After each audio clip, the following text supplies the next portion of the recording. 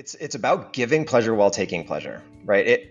That's what I'm talking about. Ravishment. Ravishment is not about banging her cervix repeatedly until she's sore for a week. Like, that's not ravishment. All right, that's hurting her.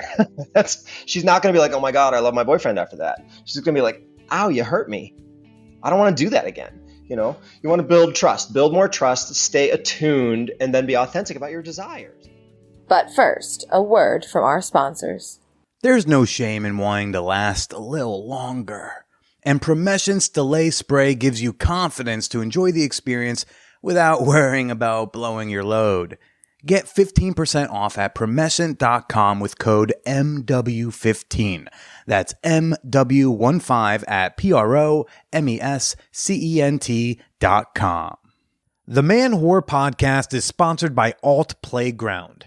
APG is more than just a place to find couples to swap with.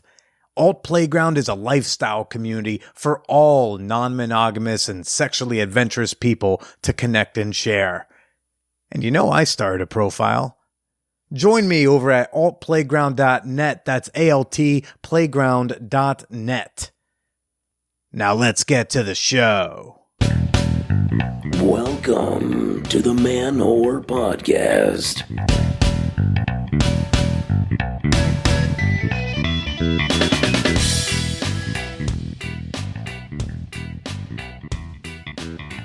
Shout out to all the conscious cocks and patient pussies. This is Billy Procida, and you are listening to the Man Whore Podcast. Hey, welcome to the show if you're new. Welcome back if you're not. This week on the pod, I have got on Christopher Lovestone. He's the author of the new book, Conscious Cock, The Empowered Sexuality Manual for Men. It's a very manly episode. A lot of men talking to other men about being better men in bed type of discourse for you momentarily. But first, I want to make sure you all remember that Man Whore Con is coming up, people. It is fast approaching. It's 3 months away, August 12th through 14th. And you can still reserve a room. We only have 5 rooms left as of the time I'm recording this.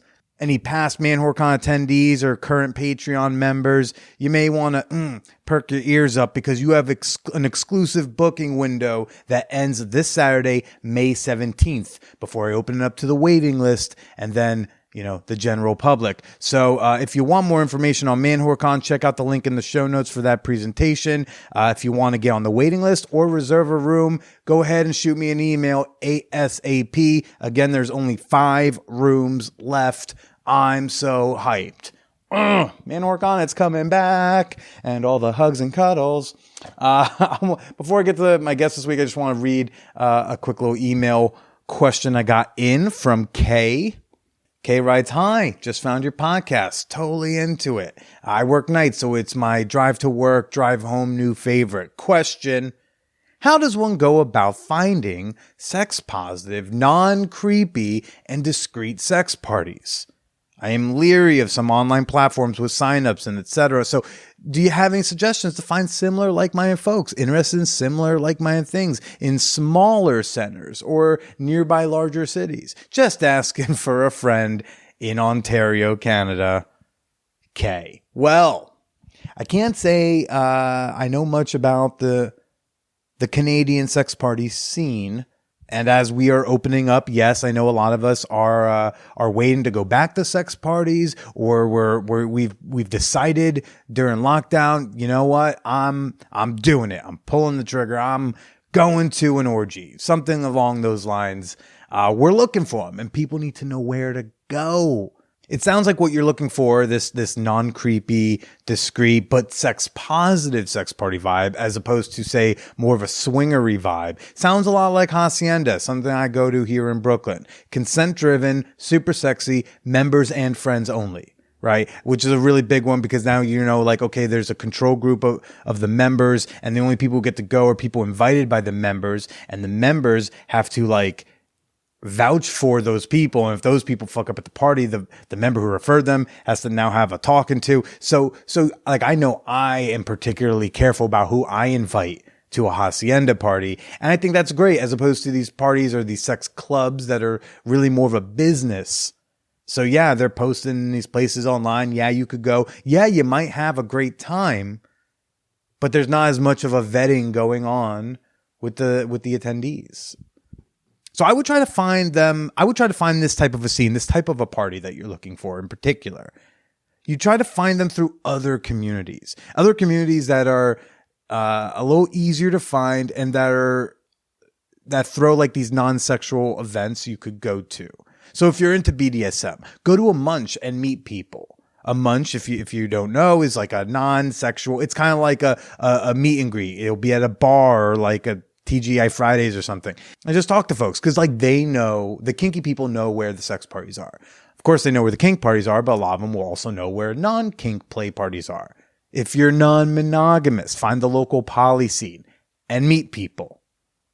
Here in New York City, there's like a regular poly meetup that's been going on for many years. And through that, you end up meeting people who go to play parties. And then if you meet them and you vibe with them and you become friends with them, they might invite you to said play party because they might be willing to vouch for you because they've gotten to know you. Find an adult sex ed workshop run by like the local feminist-owned sex toy shop in your neck of the woods. Okay. And meet people. The big part here is meet people. Let them get to know you, not as someone hitting on them, but as a like-minded individual who just like is excited and is here and like would love to know where to go next. Because you know what, someone at that workshop, or probably most likely the instructor, knows where the cool kid, sex-positive, queer-inclusive play parties are at. And also look out for like that keyword, play party versus sex party. There's really no difference in definition, but play party is kind of like a sex positive code word to know the vibe is less swingery or creepy or for profit or whatever. If they call themselves a sex party, you might want to ask some more questions.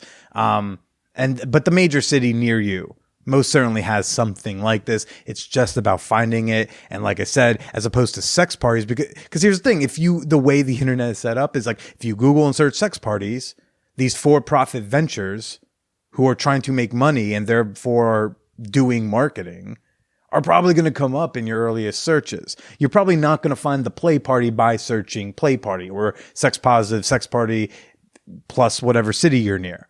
But like I said, it's easier to find a munch. It's easier to find a poly meetup. It's easier to find an adult sex ed workshop. And then those types of people probably go to the play parties, or some of the people at those things probably go to the play parties. And if you become friends with them, you will likely eventually get invited to a sex party, so long as you have put that out into the ether. So yeah, that's how I would attack it. You can tell your friend that that's what she should do, Kay. And I wish you luck on your adventure. Good, happy hunting out there. Okay? And I'm glad you found the podcast. I hope you enjoy it. I hope you're not a stranger. If you find a play party and you do get to experience one, I would love to hear how that went down. I'm sure we all would. Yeah. Someone on OnlyFans, one of my big regulars, sent me like a nice tip the other day and said, "Hey, I just want to say, because I don't know if people say it enough, between the boy-girl content, glory hole videos, solo videos, amazing DMs, and your smooth, dulcet tones, you honestly have got probably one of the best OnlyFans feeds out here. And it is a very competitive market." So shout out to Matt for that message on the OnlyFans. Thank you for the tip and the incredibly kind words.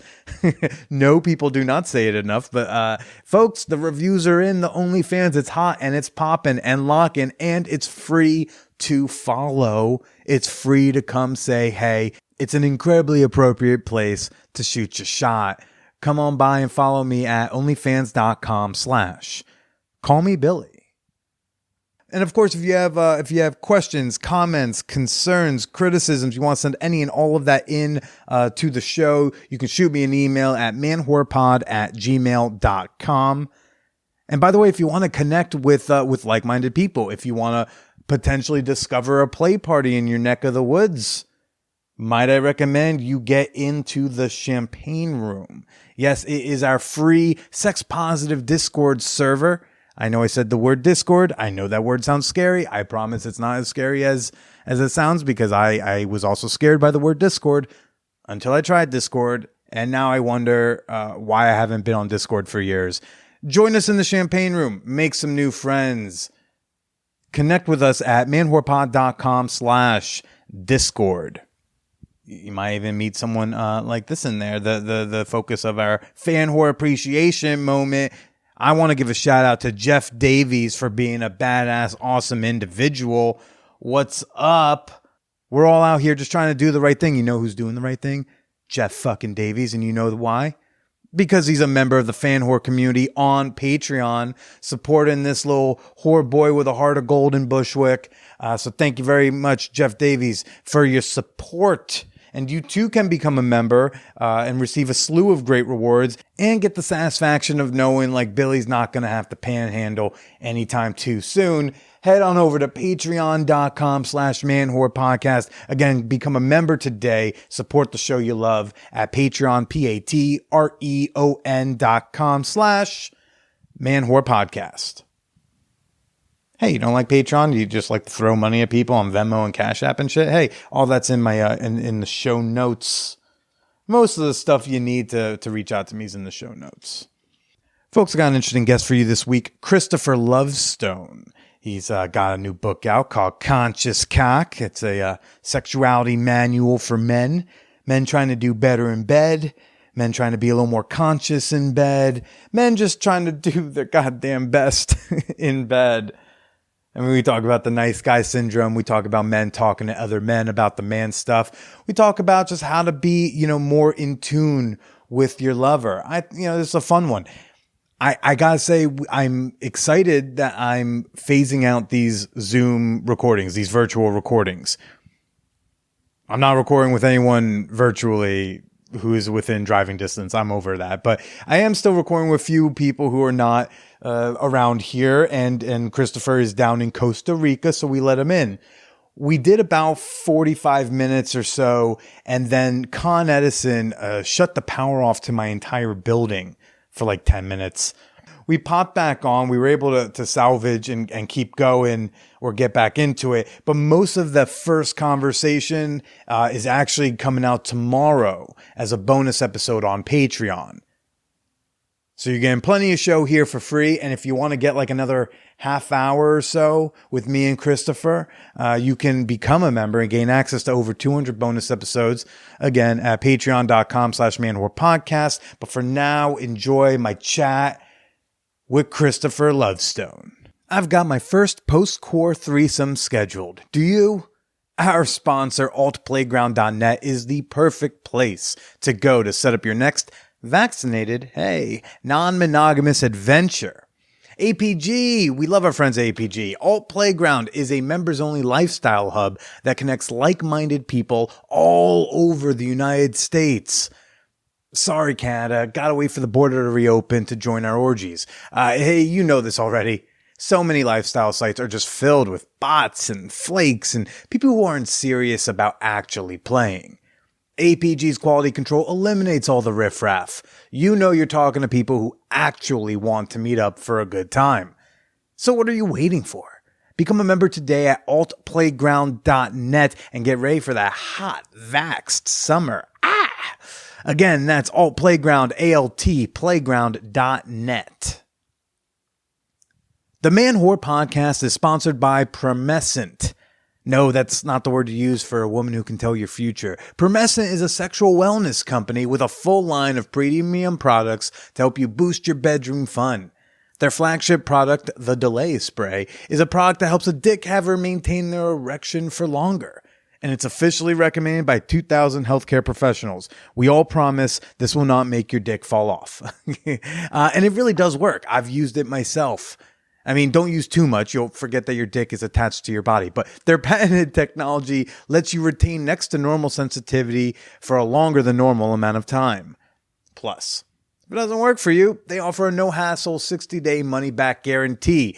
It's a guarantee, folks. Seriously, try this spray and use promo code MW1515 for 15% off any of their premium sexual health products at promescent.com. Or just click the link in the show notes. Again, that's code MW15 at PROMESCENT.com. Stop watching low-quality ripoffs of high-quality porn on free tube sites. What are you doing? You deserve to watch porn in HD that doesn't stick to just one theme or one porn category or revolve around one body type. You're into way too many things to afford memberships to all of those sites to get everything you need. So hotmovies.com, hey, we got there, offers a solution with their new Select Unlimited subscription service that gets you access to hundreds of thousands of clips carefully curated for your experience. Get unlimited playbacks on all those movies with all your favorite porn stars from all your favorite porn studios, doing all of your favorite crazy porn shit. Gay, straight, kinky, female directed, whatever, hotmovies.com has plenty of porn to get you off. One thing I have fun doing is searching up my IRL porn friends on Hot Movies, and then I like to watch some of the clips, and then I like to text them compliments about the production. Like, hey, yo, Sophia, you really nailed that Midwestern accent in the hand job scene. Great job. Acting lessons are really paying off. Or like, hey, Amelia, who did the set production? I really enjoyed the pink motif going on.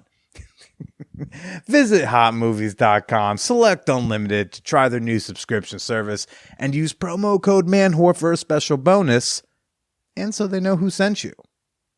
Now let's get to the show. Conscious cock. It does stand out, like, you know, when a publicist sends like an email and it's got conscious cock in all caps, you know, you do open the email.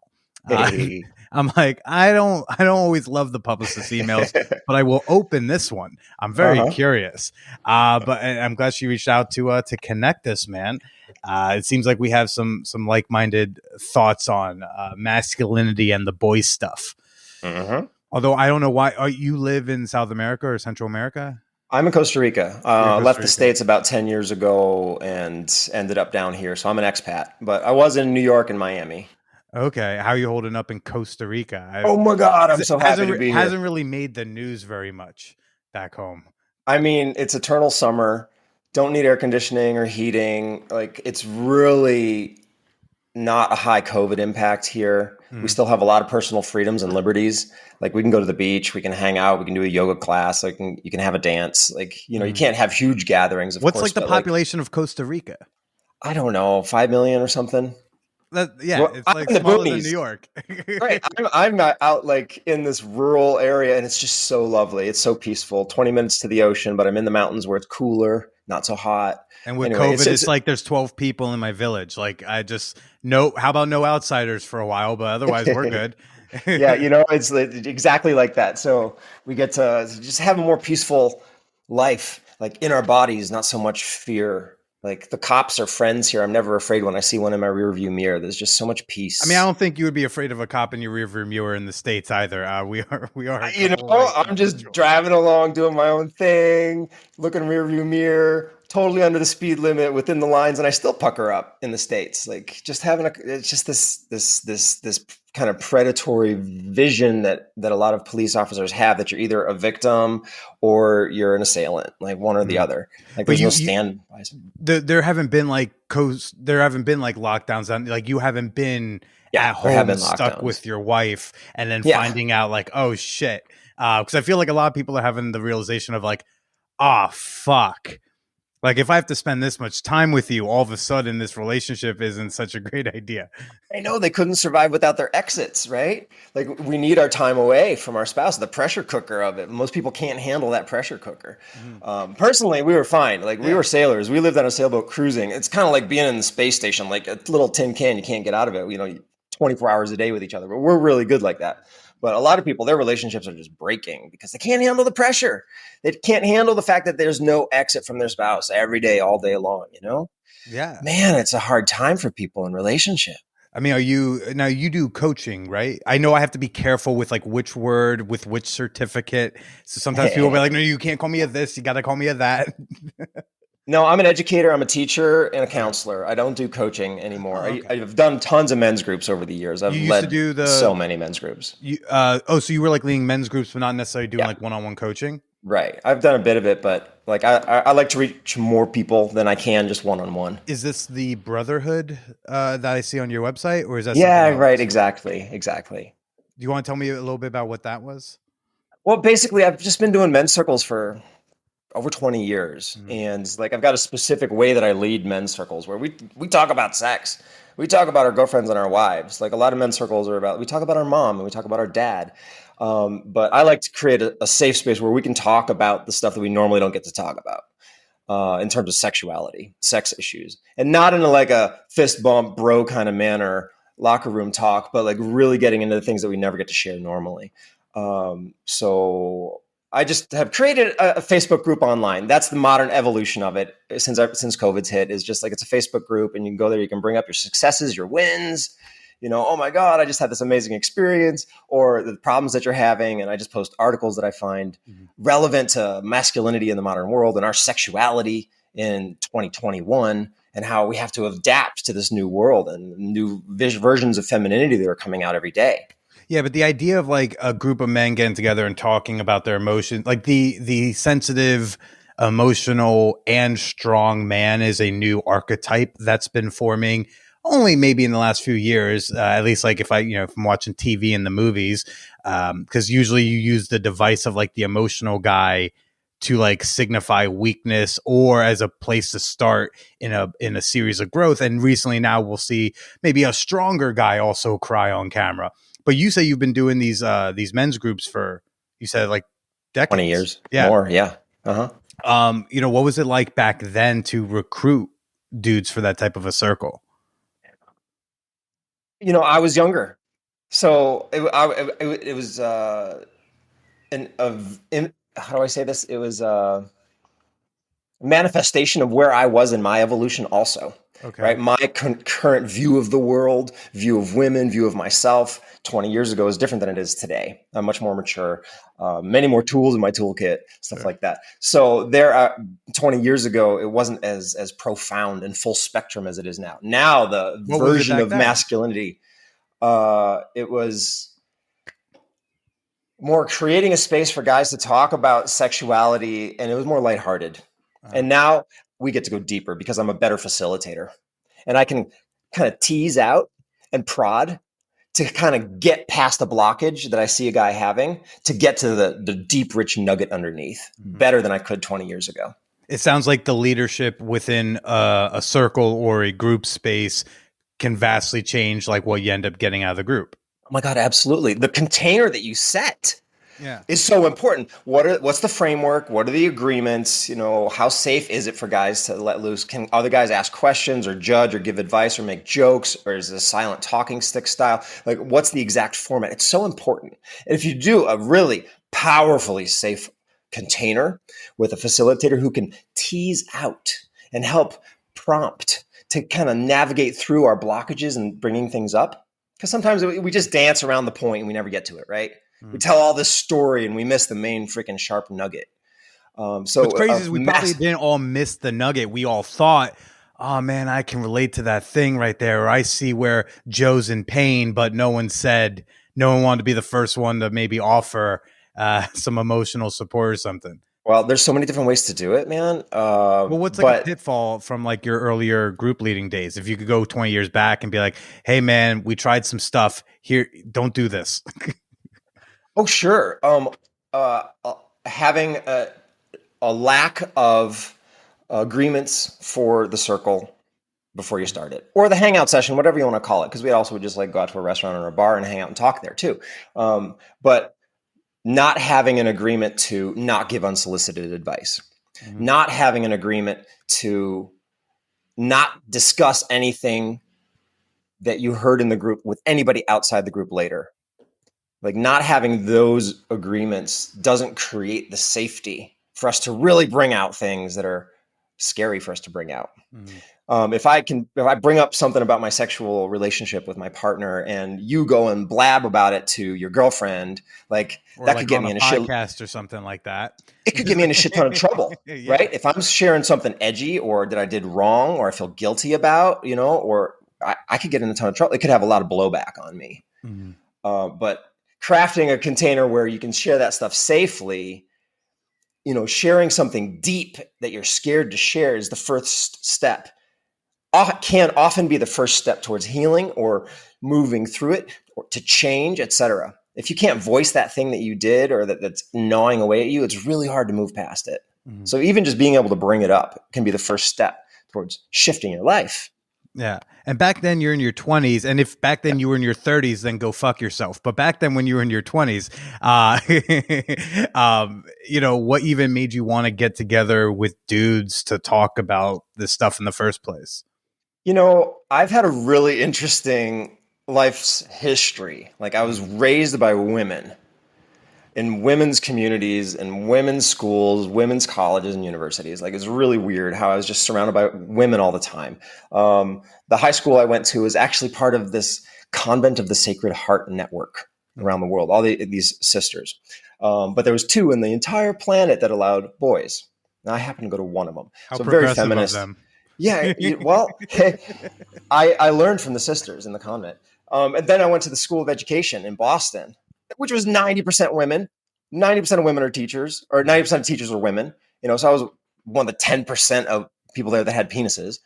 And I was raised by my mother and my grandmother. I just so much female influence in my life. So much. I worked in family planning, and that's so much sexual health, reproductive care for women. Again, 75, 80% women that I was working with in the workplace. So I've really learned what I'm going to say, challenges and plight of women in the modern world through my entire life. And then I come to my maturity. So let's say I'm an adult finally in my 20s. I can go out. Anything like that? Yeah, I have a sister also. Yeah. Okay, but no brothers, and dad's not in the picture? Right. My dad, he was a drug addict and cheated on my mom. So like she left, he was abusive.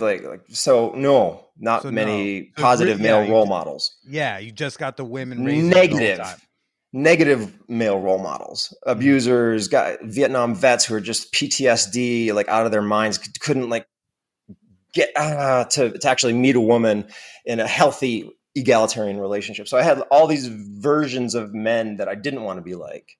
But then in my 20s, I started to okay, now I can hang out with guys on my own terms because I'm an adult. I'm out on my own. I got my own place, stuff like that. So, made my male friends and we started hanging out and doing what was fun for us. And I really wanted to talk about women and sex and relationships and have a space where we could really hang out and not just be superficial. So it was for myself as much as it was for my friends. And how'd you find people to join your merry band of sex talking fellas? Oh, music. It all came down to music and dance. The communities form around music. If you jam, if you play the guitar, if you drum, if you can sit down in a jam session, instant community right there. So it happened for me through music. Artists also can typically be a little bit more, in touch with their inner selves and all that jazz. Also doesn't hurt that the people in the arts are a little bit more sexually open. And, I feel like it's a good community to start with. I've talked about often on this podcast. I actually joined a group therapy for men several years ago, and it was men all my age because I don't have a lot of guy friends.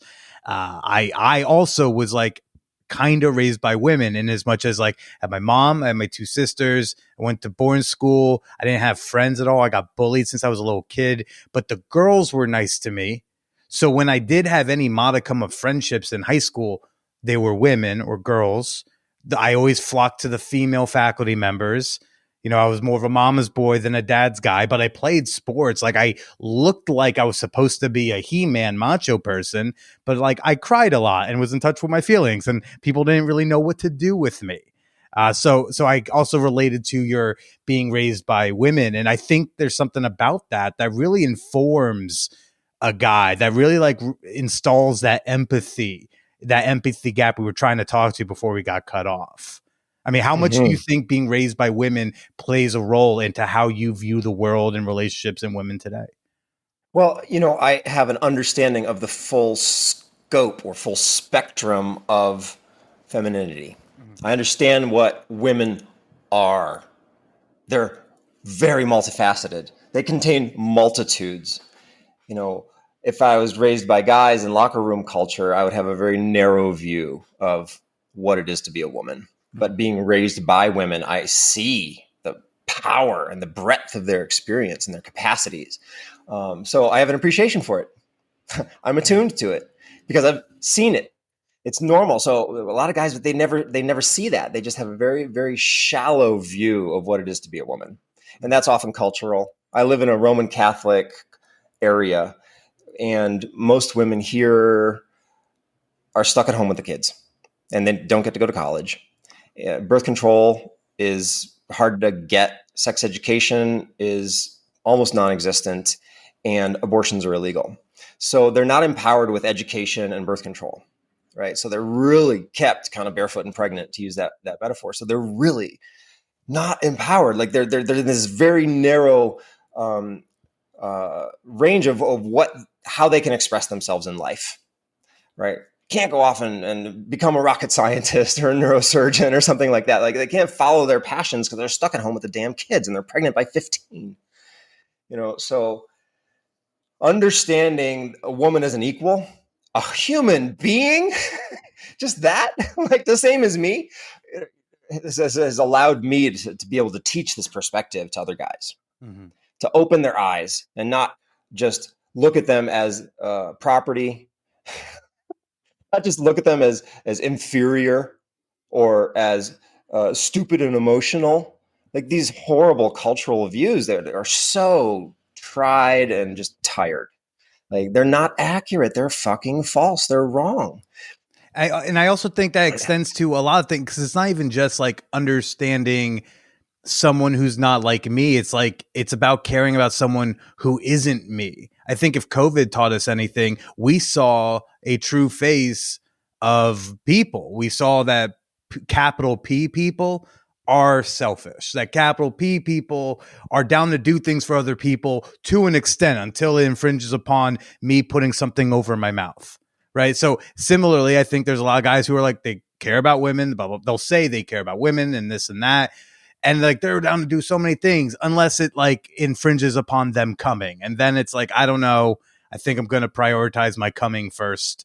And I think that is a cycle that I see. I think a huge thing that men are having a hard time with, on the back of your book, it actually even starts with, in the wake of Me Too. I go like, I think men are having a hard time saying no to themselves when they're hard, because to say no to yourself when you're hard is to say no to you coming. And how dare I not get to come? Because I am me.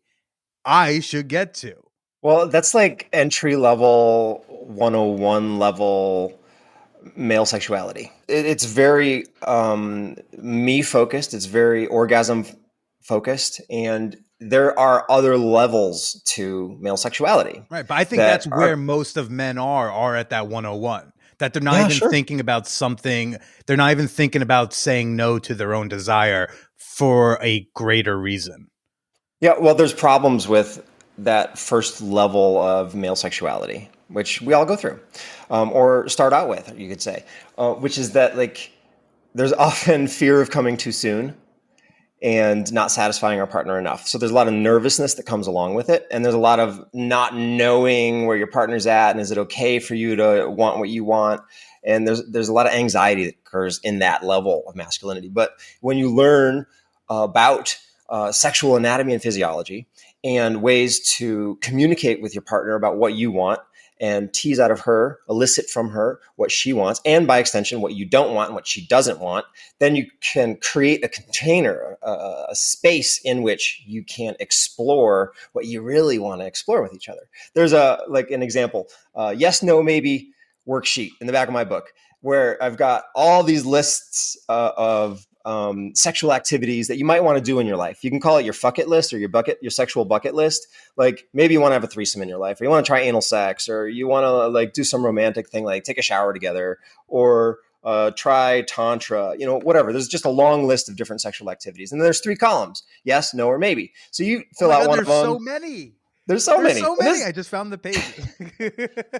And this is also a free download on my website, consciouscock.com/downloads. You get the yes, no, maybe worksheet. Anyway, you fill it out. You have your partner fill it out. If you want to do that thing in your life at some point before you die, put a check in the yes column. If you don't want to, put a check in the no column. If you might want to, if certain needs were met or conditions or container or safe space was, if you had some requirements about it, then you put a check in the maybe column. She does it too. Then you compare notes and you see, what are you both a yes to? Invariably, because it's such a long list, there's going to be stuff on there that you're both a yes to. And invariably, there's going to be things on there that one of you is a yes to and the other is a maybe to. Then you get to have a fun conversation, a flirty conversation of like, oh, really? You might be interested in anal? Cool. Well, let's talk about that. What would we need in order for that to be a good experience? And maybe she's going to be slow, like, I watch need to a be video, able to do anal on you first. It might be, take it for the team. Like be able to be egalitarian about things. It builds trust. Anyway, so if you increase your sex education, learn communication tools, and then have flirty ways to have conversations about what you want, then it opens the doorway to this next level of male sexuality where you get beyond just being focused on your own orgasm, because you can make yourself come in probably a minute by masturbating. You don't need her to do that. And with porn, guys are just watching it and coming in a minute all the time. Like, she doesn't want to be a tool, a sex toy for your pleasure. She wants you to love her and build pleasure with her and share that pleasure. Like that's a beautiful relationship right there.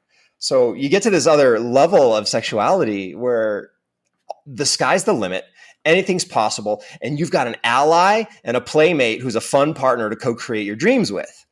That's a much richer level than like 13-year-old, 14-year-old, 15-year-old male sexuality. How did you personally get above that 101? What broke you out? Years of study, reading books on sex education and anatomy and physiology and learning about intimacy. Like, I studied it. So even being raised by women, being surrounded by women, which we talked about earlier, you still had you still went through a phase of that me-centric sexuality? I was very in tune to my partner and wanted to have her have as much pleasure as possible, but I didn't really know what to do. It was my first time having sex, but I told her, hey, it's my first time. I was authentic and open and honest that, like, this is my first time. I don't know how to do everything. Help me along here. Like, if something feels good, tell me. If something doesn't feel good, tell me it doesn't feel good. I'd rather shift what I'm doing than not be engaged and in tune with you. So even in my first forays into it, I was sensitive to wanting to create a beautiful experience for both of us rather than just get my rocks off. I can get my rocks off by myself. And I don't know how much, I don't know how long you and your wife have been together. So I don't know how much like dating there was before, in the before wife times, but like, did you ever face that frustration being someone who's being conscious, who wants to be giving, where you and the other person are both like arguing over who gets to be the one to do the right? It's like, what do you want? What do you want? What do you want? No, but really, what do you want? It's like, oh someone's got to cave and let the other person. I think I brought this up a few weeks ago where I was like, what a gift it is to let someone make you feel good, where like otherwise you might be battling over who gets to be the giver. It's like sometimes to step back and be like, okay, I'm going to be selfish because then you get to feel good, making me feel good. What a gift that is. That's been a process for me because I started out very giving, wanting to give a lot of pleasure. And that's been a process for me to move into what is an authentic, inherent, dominant tendency in my sexuality. And to be okay with that, with the cultural judgment that men are jerks. Yeah. Right. Like, and I live in this atmosphere that men are jerks. They take what they want. So I've had this tendency in myself, this aptitude towards sexual dominance and power, been suppressed by this cultural program and judgment of that as a negative thing. Right. If I am a powerful man who claims what he wants and owns it, then I'm a jerk. That's the cultural judgment in like feminist modern world. But the secret buried jewel in here is that often women want to feel that power. And there's this thing that I call the art of ravishment. A lot of women will tell you that their number one fantasy is they want to be ravished. Now that's different than being used. Right. You're not just using me as a device, as a sex toy to get your rocks off. No, you're attuned to me and you're taking me and I'm relaxing into surrender. And it's the most beautiful thing to relax into surrender and be used by a lover that you deeply trust for their pleasure. Yep. It's one of these things where we get off on our partner's joy. We get off on our partner's pleasure by them taking us, using us in their way. Yeah, turn me that way and fuck my brains out. Do what you want to do. Use me, ravish me. So I even made a little video course on it. The art of ravishment. And you're how do you using unlock the keys to that castle? Like, guys don't know how to do it. You're using ravishment. I'm taking there is a little bit of a movement I've heard. You don't have to go deeply into it. I just want to clarify. You're using ravishment in lieu of saying like rape fantasy, as there are a lot of people who want to start calling what we think of as the rape fantasy as a ravishment fantasy, right? Or is it a separate thing to you? They're separate things. Okay, yeah. Gotcha. Rape fantasy specifically has to do with lack of consent. Okay, that's what rape has by definition is. So rape fantasy is a ravishment fantasy with that non-consensual role play, so to speak. Ravishment is completely consensual. Right. I want you to take me, use me for your pleasure, do that thing that you loved. Yeah, maybe you fuck me in the ass or turn me over doggy style, or pull my hair, whatever the thing is that you really want to do. Yeah. With enough trust, you can relax into giving yourself to your partner let them use your body for their pleasure, and that can be an exquisite sexual experience for you. Yeah. But it's consensual. Rape fantasy is a fantasy about a non-consensual sex act. Gotcha. So they are totally different things. Now, a lot of women want to feel your power. They don't want you to be wishy-washy. They want to be ravished, at least sometimes, once in a while, at least. Like really just have you throw them up against the wall, and just like feel your desire. They want to feel something. Mm-hmm. Not just have it be a cold, mechanical, emotionless, passionless act. Like how many people are in COVID-19 pressure cooker apartments, and like it's just turned into a tradition of little quickies, like 5-minute missionary and you're done. You turn over and you go to sleep. Like so many people are going to say, yeah, that's us. We've turned into a tradition of quickies.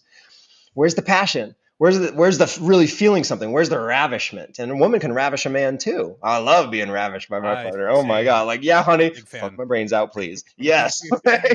Get on that high horse and ride till like your head's in the cosmos. Yes, please. I love that. So it's a sector of sexuality that is above like baseline 101 level male sexuality. Mm-hmm. But you got to learn the tools to unlock this space of trust in her heart. And to have the container for that so that these magical realms of sexuality can have a chance to blossom. I think part of that trust is the partner trusting that though you're going to take what you want, you are still going to stay connected and like not do something, even though you want it, you will not do it because you can tell, oh, I love fucking her in this position, but I can kind of see that she's uncomfortable, or I'm going to keep doing this sex act, but I can sense that she's now, fading out. So it's not just about taking what you want, but take what you want while staying connected with attunement. Staying in tune with my body. In the process, it's about giving pleasure while taking pleasure. Right. That's what I'm talking about. Ravishment. Ravishment is not about banging her cervix repeatedly until she's sore for a week. Like that's not ravishment. All right. That's hurting her. She's not going to be like, oh my God, I love my boyfriend after that. She's going to be like, ow, you hurt me. I don't want to do that again. You want to build trust, build more trust, stay attuned, and then be authentic about your desires. So like these are the keys to the castle, keys to the kingdom, right? Magical worlds of sexual possibility unlock when you learn how to build trust and attunement and communicate with each other about what you want and what you don't want. And like I said before, on the back of your book at the very top, it says, in the little summary section, it's like, in the wake of Me Too, what do you say to and I'll extend this to anyone. I think anyone who's trying to be a more dominant partner, I think especially in opposite sex hookups, but I think even within queer relationships, this can totally play too, because we see, at least I see accusations of like abuse and this and that. In a lot of communities. What do you say about to the person who like wants to fulfill that ravishment fantasy, or wants to take that charge, wants to throw their partner up against the wall in a fun, consensual way, but is really nervous about not in that moment explicitly saying, I want to throw you up against the wall right now, which some would say that's a great way to do it. You could ask, but for a lot of people that would kill the mood and they no longer want to get thrown up against that wall. How do you explain that to people who are trying to navigate that right now? I've got a roadmap. Please. I've got it figured out. It's not what you're going to expect. It's not what you're going to expect. Actually, I touch on it. There's a chapter about it in there. Mastering the power, wielding the power of consent is what it's called, chapter 3. But there's also a free download on my website called Boundaries and Consent, 6 Rules to transform your life. Now, you might not think that my answer is going to be boundaries and consent, but if you learn to master the skill of asking what a person wants and soliciting from them what they want to do. We're talking about consent. And when you master the skill of communicating what you want to another person in a non-pushy way, you're mastering the art of consent. It's very empowering to say to another person what you really want, but not be attached to them saying yes or no. And if they feel that it's lighthearted and they can say no and they have the space to say no, and you'll take their no and not make it mean a whole big thing about your relationship or something like that, then they feel like they can say no. Very crucial right there. Right. So, but there's different ways that people like to navigate consent. But if you've never taken a consent class, if you just think consent is this thing about feminists and this kind of dirty word from, then you're not going to succeed in this. Inevitably, you're going to do something that's going to cause harm. Inevitably, you're going to have a bad experience. Somebody's going to get hurt. But if you actually take a consent class, if you actually read a book on this stuff, then you realize, oh my God, it's this whole world. It's going to be empowering to my life. Anyway, there's a somewhat advanced level to consent education. I'm a consent educator. I teach consent classes where there's baseline consent education where you teach somebody only say yes to things that you're really a hell yes to. Don't say yes to things that you're a maybe to, and do not say yes to things that you're a no to. Be real, be authentic. Give people accurate information about how to navigate their world with you. If you're pretending, if you're playing a role, if you're wearing a mask, if you're trying to be somebody that you're not giving them an accurate roadmap to succeed with you. You're not going to win. They're not going to win with you. You're trying to teach people how they can win with you and solicit from them how to win with them.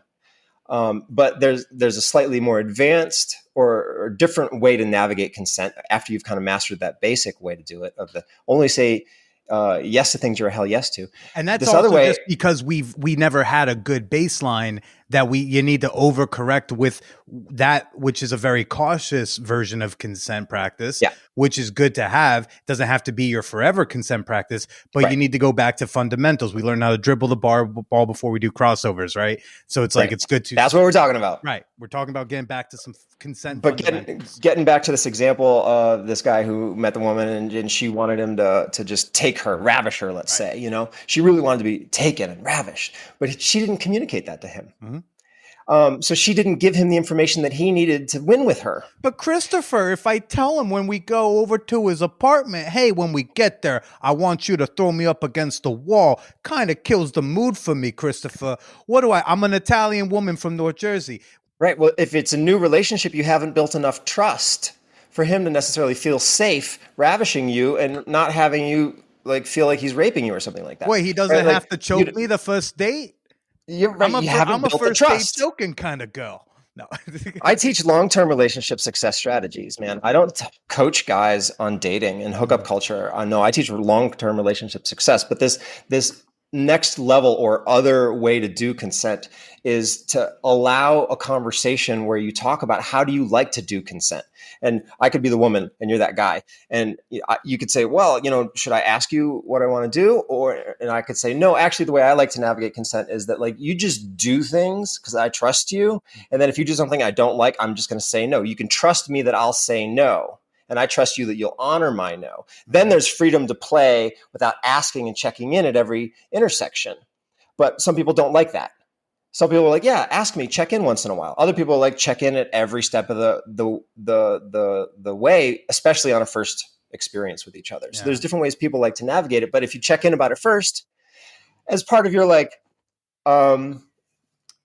STI conversation, you're elevator talk about okay, tell me about your sexual history, about any diseases you have. Do you have any birth control requirements or STI prevention requirements? Do you have to wear a condom? What are your needs? You should have a sex talk before you have sex with somebody the first time so that you have a chance of it going well. Yeah. And part of that can be how do you like to navigate consent? But you need to at least have a baseline in what consent is. Mm-hmm. Then if you're on the same page, you trust each other, you've checked in about the things, then there's this playpen that you create with each other, a playground. And you're like, oh, great, man, we can play anywhere we want to in this playground because we defined it and we created that space with agreements with each other. Mm-hmm. And people do that. They're pretty adept at it in communities where consent is a foundation. There's sex club communities, swinger communities, and play party communities that exists, for example, in San Francisco or Miami, stuff like that. And where consent is the baseline. Then you have to go show up to understand the consent conversation at the beginning. And then if anybody's not honoring other people's no's, like they get kicked out. Yeah. But when you establish that baseline of trust and consent, then the keys or the sky's the limit. Anything can happen. You can fulfill your greatest fantasies. Mm-hmm. Or you can participate in fulfilling someone else's greatest fantasies. Yeah. A folly of mine, and I would say also, it's like when you're having those consent talks, like another key factor is like what's the context of that talk? Maybe don't have that talk when you are like erect and in bed together. No, that's too late. Yeah, don't make it hot. Well, not even for that moment. Like don't hold something you say hot in the heat in bed. You don't hold them to that. Like I've had a couple partners where we've consented to messing with each other while we're asleep by like giving, at some point in those relationships, we gave like this blanket consent for, if you want to do something to me, it was actually me. Cause like I have the ravishment fantasy. So I was like, if you want to do stuff to me while I'm asleep and like I wake up and you're in the middle of something, very much okay. Actually would be incredibly hot for me. Turns out those partners also were like, please do the same with me. If I could wake up and you're already inside me, great, cool. When we didn't have that conversation while we're fucking or while we're fooling around, or that's not the time for it. Yeah, you made a sober, flaccid conversation decision. All right, there's the category header: sober, flaccid conversation decisions. Flaccid decisions. Those are how we should do things. Yeah, you definitely want to have. If you can do these things lighthearted. Where you're kind of playful, you're not making it too serious. You're just, I just want to have a 5-minute check-in conversation with you because I feel like, we're getting kind of flirty here. I feel like things might move in that direction. So I just want to check in with you about a few things beforehand and like only limit it to 5 minutes and then move on. Then when you get to the bedroom, oh my God, you already talked about the hard things that were important. You got them out of the way. Yeah. Then you can relax, and being able to relax is so essential to being able to have a really lovely sexual experience. If you're tense and nervous and anxious and worried about the thing that you should have said, but you didn't do it, you're just going to be stuck in your head. You're not going to be in your body. You're not going to be finely attuned to their body. Sure. You're going to be stuck in your head. It's not going to be as awesome as it could be. Yeah. And how have you, I really like the brotherhood, that the Facebook group that you have that you've used to do as in person, right? Like circle meetings. I've had, mixed experiences. I like that I'm in this group therapy that's all dudes and dudes vaguely my age range because, as I shared earlier, I don't have a lot of guy friends. I need to have more guy friends, I am told. And so it's also cool to hear men like be opening up and being emotionally vulnerable and sharing that stuff. Alternatively, I went to something that was also very brotherhoody, but it was also a little bit more on the cult side, I feel like, of the spectrum of stuff. I can't remember what I forget if it was Happiness or the I can't remember the name of it, but it was like this big nationwide or something movement. And I go and it felt odd not being in a therapeutic environment and watching this like mixed age range group of men I would probably not otherwise interact with. Yeah. Open up and be vulnerable. And I think part of it was like for at least like 7 of, maybe there was 20 guys at this meeting. I went to one and then wasn't for me.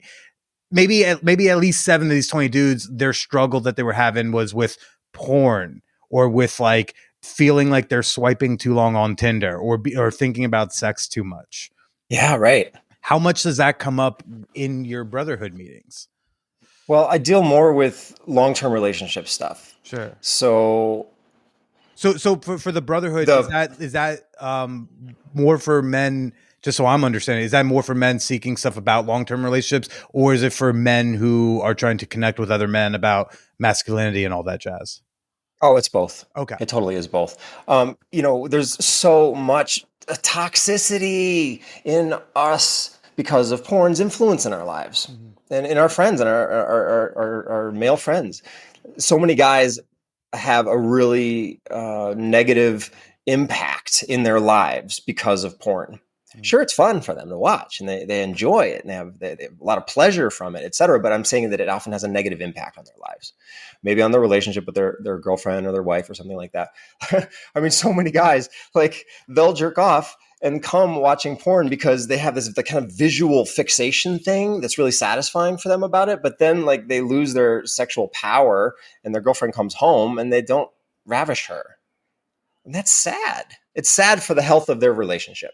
It's sad for the sexual possibilities in their relationship. I mean, a different way you could flip the script on that is like, what if you could change the rules of that so that you create a relationship with your partner where she wants you to fuck her brains out and you love doing it and you're getting your rocks off and you're getting satisfied in the sexual ways in your mind that you want to be satisfied. Maybe it's visual. Maybe you want a mirror on the wall so you really see everything. You know, maybe you want to like record things so you can watch it later. What if you can create the relationship where that's possible rather than blowing off all your energy just watching porn? Then you've got a real live sex goddess that's fulfilling your fantasies rather than you just like jacking off and getting depleted and then not giving her the best that you've got to give and her feeling like, you're not really showing up. Do you still watch porn? A little bit. And how do you discern when you're going to watch porn and when you feel like it's a good idea in your present state of being to utilize porn? I love bringing porn into my relationship and watching it with my partner. It's really a turn on. It's taken it took us years to get over our judgments that's a bad thing. Yeah. Right. I had a lot of shame about that. But, through conversations and this trust that we have in our relationship, we've been able to bring it in as basically a sex toy, something to have fun with, like a sex swing. Like, let's watch some porn, or let's use a sex swing, or let's go to this like adults only place. So it can help us, especially in our COVID pressure cooker where everything's just kind of getting mundane and vanilla, to like spice things up, watch something hot together. And then, or maybe like, what we're watching on the screen, we're like, oh, let's try that position while they're doing it. And like, we just kind of like do what the actors are doing in the video. So it's really hot for our relationship. But I don't just do it. I also watch it on my own occasionally when I just really want a quick hit of sexual gratification. But the thing is, I'm not reducing my availability to her, nor am I reducing how powerfully I show up to her sexually. Mm-hmm. Like I really show up very well in my relationship and I'm working towards my dreams and getting my dreams met and her dreams and fantasies met. So like it's a tool that I'm using consciously rather than just zoning out to it as an addict every day. Default opening browsers instead of thinking about like, I'm horny and I want to masturbate. And then like, I want to masturbate should not automatically mean I am going to watch porn. I like when you get to the point where it's like, okay, I want to masturbate now. Do I want to watch porn? Do I want to read porn? Do I just want to go fantasize? Do I, being the mindfulness, I think is that people are calling it like sex addiction. I think a lot of it is just laziness. It's like, you're choosing not to be mindful of like what you need and what you want in that moment. I love, by the way, you calling porn, treating it like a sex toy. Like, sex toy. Bring it in. We don't. It's very neutral. It's just another thing in the drawer. Yeah, and it's great sometimes. And sometimes you're tired and you want the freaking quick hit, and it's okay. It's useful. It's very useful to have a quick orgasm. Sometimes it just changes your mood, or it helps you go to sleep, or whatever it is. Just like I just want to have a quickie and then pass out, whatever it might be. So acknowledging it consciously for its benefits and its drawbacks, and then using it, for what's going to be helpful for your life. Is much better than using it just on autopilot, right? Where it's hurting your relationship. I do not enjoy the autopilot, whether or not you're watching porn or how you're having sex, or if you're defaulting into monogamy, just anything. It's like you should be mindful of the choices you make. Do you ever are in that mindfulness? Do you find yourself maybe, reflex opening a porn and then realizing, I actually don't need porn right now, and then you choose not to? Not anymore. No, I'm pretty clear if I want it, and then I use it, and it was great. Did you ever have that sort of thought process in your earlier years? Mm-hmm. Yeah, I definitely did. Yeah, where I was going to it on autopilot, just like, going for the quick hit. Unconsciously, just because I was kind of tired in my life and numbed out, or I wanted to be numbed out, etc., rather than like my life is awesome and I'm creating my fantasies every day in my relationship. And this is a Huge toy that I want to bring in positivity and play with. And like what he's doing in his life, Christopher clearly feels like he is crushing all the things he wants to crush because I can't handle the amount of like sunshine and smiles that's coming from my screen right now. It's that New Yorker bitterness, Dude, it's amazing. I just got to say, like, your relationship dreams are possible. No one told me that when I was younger, but I'm going to tell you, everybody who's listening right now, they are possible.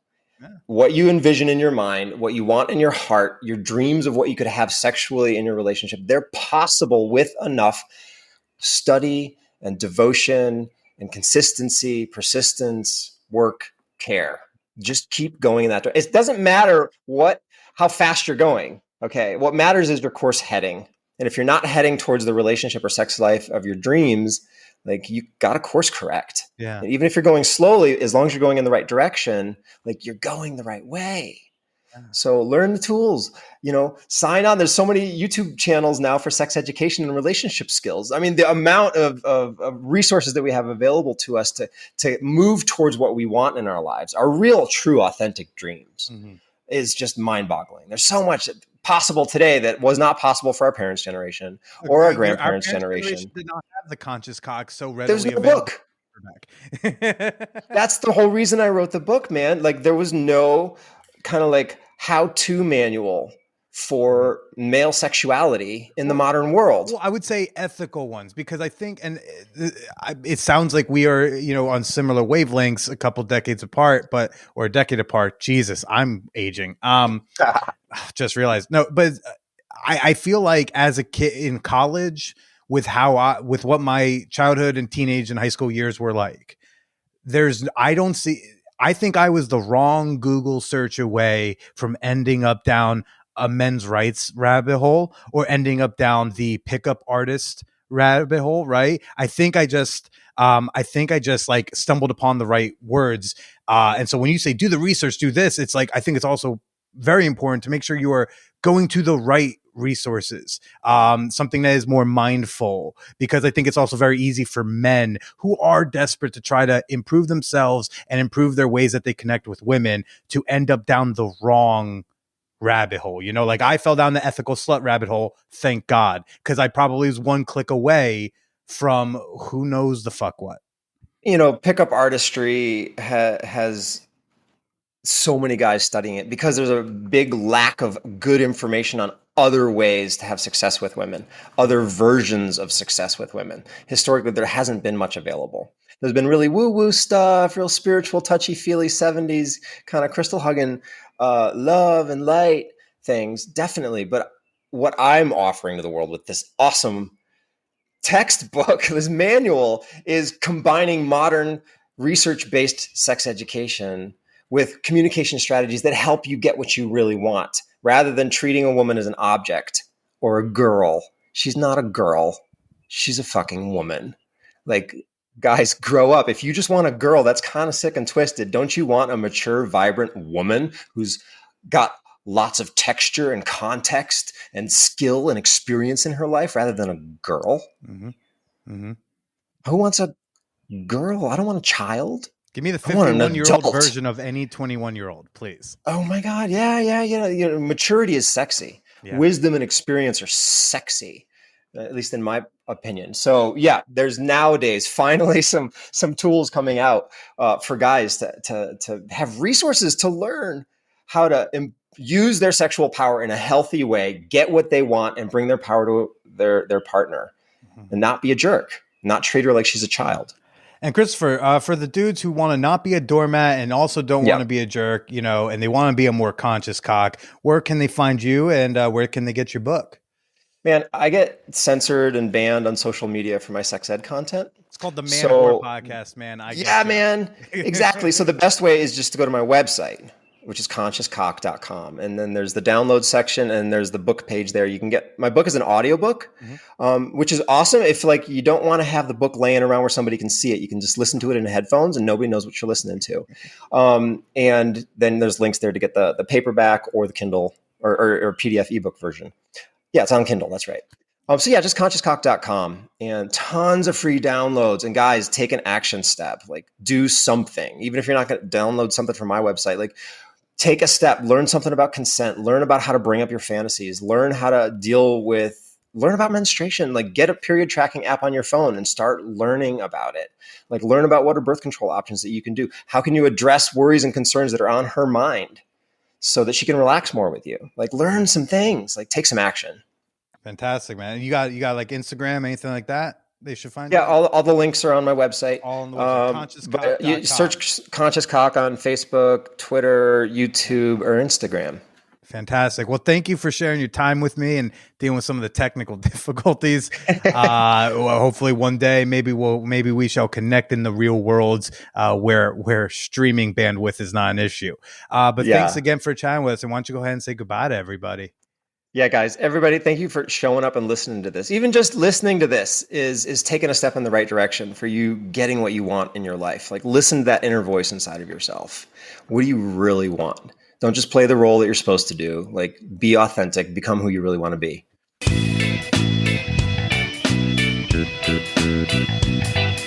If you need something to be more conscious about, might I recommend that my birthday is coming up on June 5th. Do with that information what you will. My Amazon wish list is in the show notes. Okay, I'm never going to mention that again. I got to toss it out into the ether. That's the only way things can come back, right? I hope you enjoyed the chat with Chris Lovestone. Again, we have over a half hour of more content dropping with him tomorrow exclusively on Patreon. I just looked in the mirror for the first time today and noticed what my hair looks like. Oh gosh, why did anyone let me go outside today? That's a problem. Also, by the way, we got a new shirt on sale. We got new merch. There's a link in the show notes. It's a t-shirt that says, my pandemic OnlyFans is going very well. Thank you for asking. It's a great t-shirt for someone in your life who got a pandemic OnlyFans and it's going quite well. Yeah.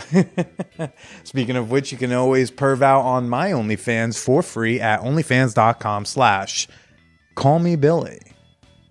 I've recently put up quite a bit of like what the kids in the biz call boy-girl content with a very pretty friend of mine and fan of the show, Lucy Moon. Shout out to Lucy.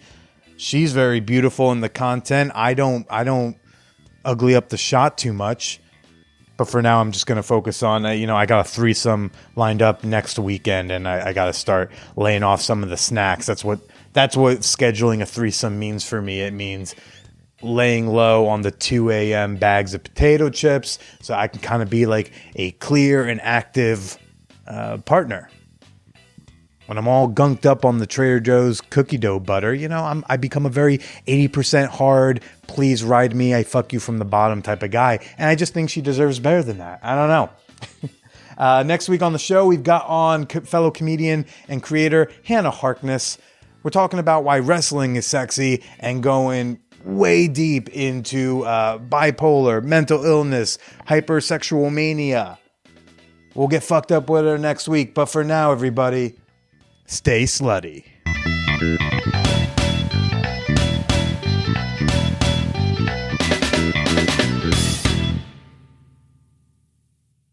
HotMovies.com has long been an ethical and affordable place to hashtag pay for some of your porn.